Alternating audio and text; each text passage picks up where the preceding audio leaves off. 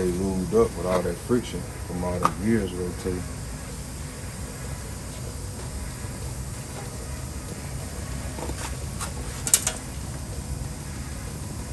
Move it underneath it.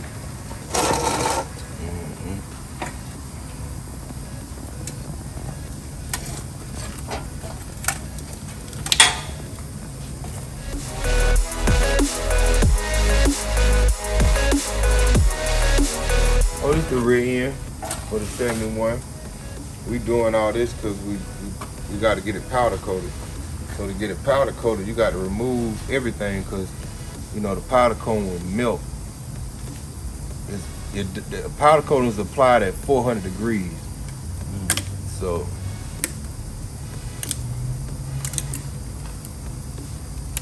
plastic parts and stuff like that will melt. You don't want to heat your gears and everything else up. You just want to heat the housing up.